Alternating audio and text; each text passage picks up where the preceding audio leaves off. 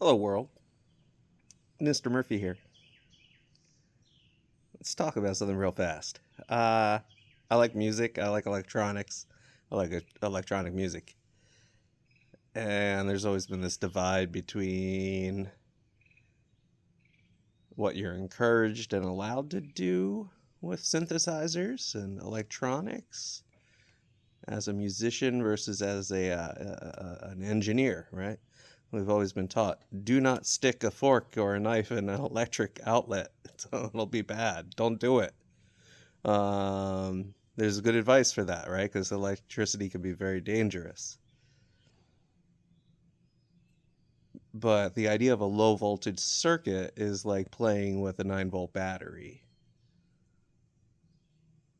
Heck, I mean, we have lithium ion batteries that are very, very powerful now in the device I'm holding, right? So a 9-volt battery operating an LED or a logic gate or some resistors, you could potentially fry a thing if you hook it up wrong.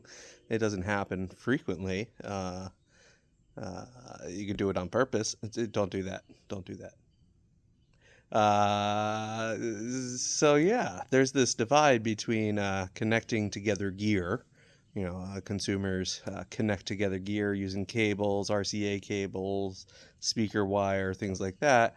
But it's always like, oh, don't go inside the thing, right? Which is great. Yeah, don't go inside the thing. If it's a piece of consumer gear, don't go inside it. There's high voltage in there. It's attached to the wall. It's dangerous, right? So like, there's this divide between safety and experimentation.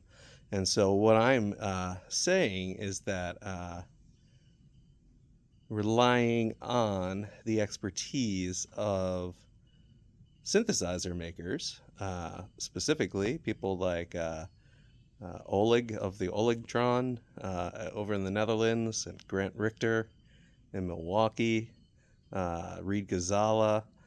These people pioneer circuit bending using low voltage circuits to make sometimes musical sounds, sometimes strangely musical sounds, sometimes noisy sounds, and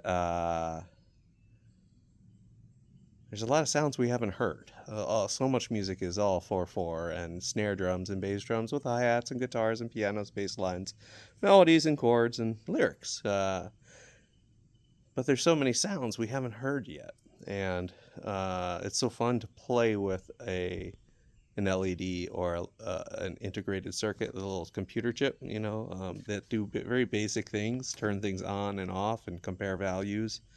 Uh, I think there's a real potential of unlocking the intelligence of the youth by getting them hands on with low voltage electronics, especially because those can be so integrated with software easily. You can program your own software using interfaces like Arduinos and things like that, Raspberry Pis, little software computers. I think that's if we brought the kids into this digital world, but part of that is then helping them connect back through analog to the real world. And yeah, there's a real disconnect and fear of using low voltage devices, I think, specifically when it comes to music. So, yeah, my plan is to make some funky modules that encourage you to stick LEDs and resistors and diodes, and just let you patch away. And I talk with Grant Richter. I say, "Hey, Grant, is it okay if I do this?" And he's like, "Man, I'd give you money if you figured out a way to break that." I guess with a resistor on your output, you're in pretty good shape. I, I don't know. I'm a band director, but I trust the guy who has built you know hundreds of thousands of dollars of the top synthesizers in the world, and he wouldn't be telling me to break my gear. So yeah, I kind of think if we make a little series of modules that helps level that playing field and connect those dots between what the engineers have done with these simple circuits and then what the user can do with the simple circuits, especially with the Oligtron. If you haven't looked up the Oligtron, that thing has a pin header.